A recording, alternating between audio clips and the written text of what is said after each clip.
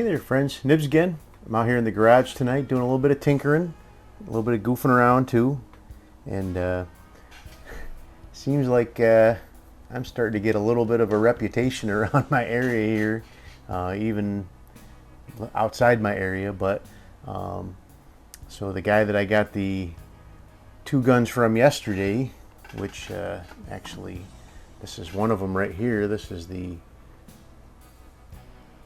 Model 6 22.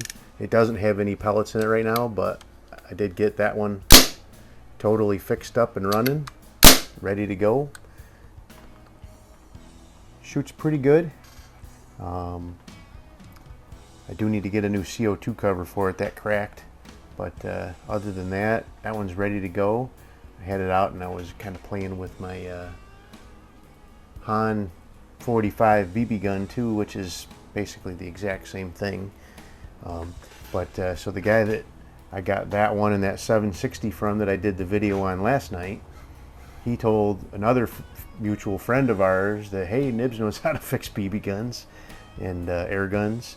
And so he got a hold of me today and he said, hey, I've got these BB guns here, pellet guns, air guns, whatever he said, I don't remember, but he said, I got one of them that I want you to fix for me, but if you can fix that one, you can have the other two.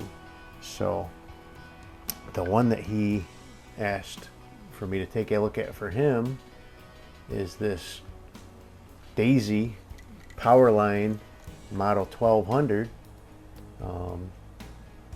He said he believed it held air and it just wouldn't feed a BB, so that sounded kind of odd. But one of the other ones that he said that I could keep is another Crosman 1377.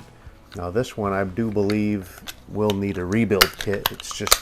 It's not pumping up, but that's no big deal. Those rebuild kits are less than 20 bucks and I can slap one in there and have that one up and running, no problem at all.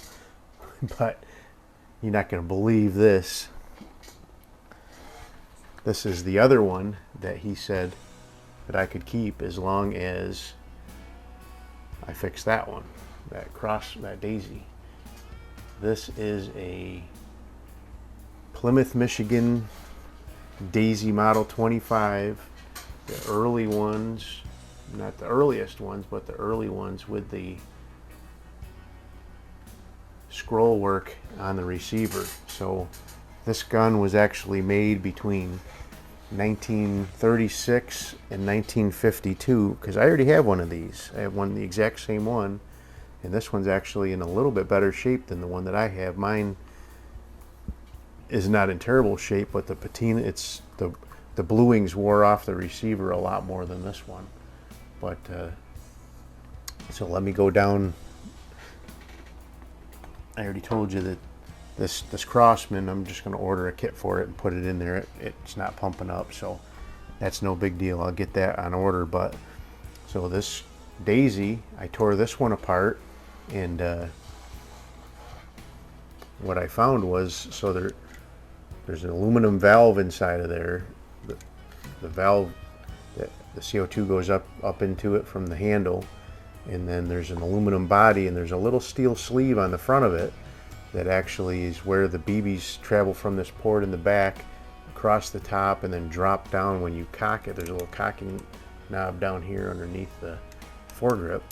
When you cock that forward, the barrel slides forward and there's a hole in the barrel, and the BB's supposed to drop down into that sleeve. Well, that sleeve somehow had worked its way forward just about a millimeter, and it was very tough to figure out, but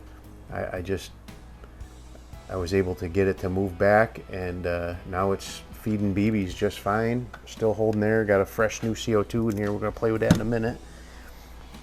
And then the Model 25 was, it would cock and it would shoot, but it would be like the plunger was just moving like 2 miles an hour. The BB just barely fall out of the end of the barrel. So I put a little bit of oil in there and worked it a couple times, and it was shooting almost perfect right off the bat, but I put a few more drops of oil in there and set it down on nose up like that for the time that I was working on that CO2 1200, and it's shooting really good now. So just for we got a couple of BB guns here to play with, and you know what that means, we got to plink with tin cans. So I have some set up across the garage here, and I'm going to move the camera out and we'll play around with these BB guns a little bit. So stand by. Alrighty, so I do have my camera running down there, so we'll be able to see these tin cans flying while we're playing here. But let's go ahead and try the Model 25 first. This still could probably use to be tore apart and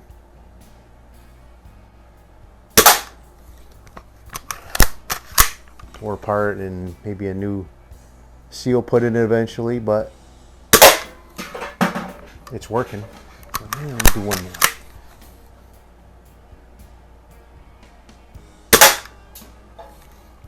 It's got some power. I'm gonna have to play with the Crony. I'm not gonna do it while we're on camera here, but I'll have to get the Crony out and see what it's actually doing. I bet it's doing at least 250 there, going through those cans like that.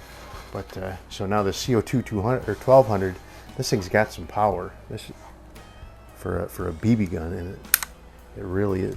So you always want to make sure you tip it down, because it is gravity feed. So you want to tip it down while you're cocking it, so the BB will go down, get down in there. But yeah, this has got so much power. It just went through the can and didn't even. I think I got a couple more BBs in there.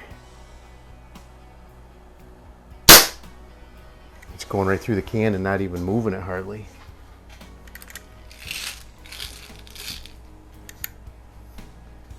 But my friend will be very pleased. Didn't cost any money.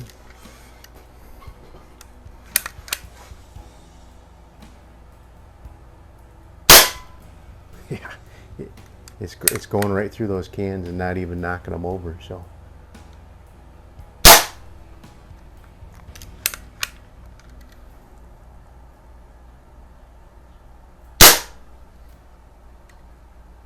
there you go. Keep this one short and sweet for you guys tonight, but I'm going to keep this one for a little while, at least a couple days, and play around with it, and maybe do a exclusive video just on this guy, do a little research on it, find out when they were made, and put some targets up and see actually how good we can do with it. But anyway, there you go. There's my newest haul for it's kind of fun. Getting a little bit of a reputation out there for being able to fix up these old timers. But got the Crosman 1200. That one will be going back to its owner eventually, maybe in a week or two. But then I got a Crosman 1377. This is an older one. It's not the oldest revision. Again, I already have a couple like this already that have.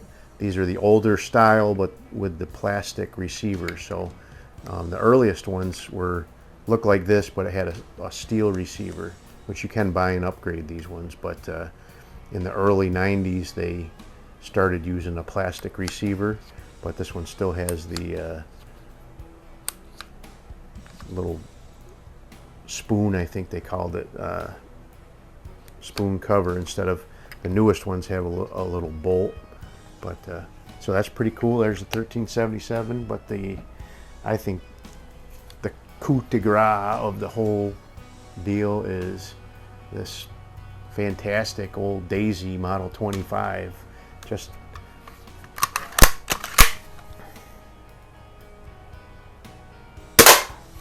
shooting great.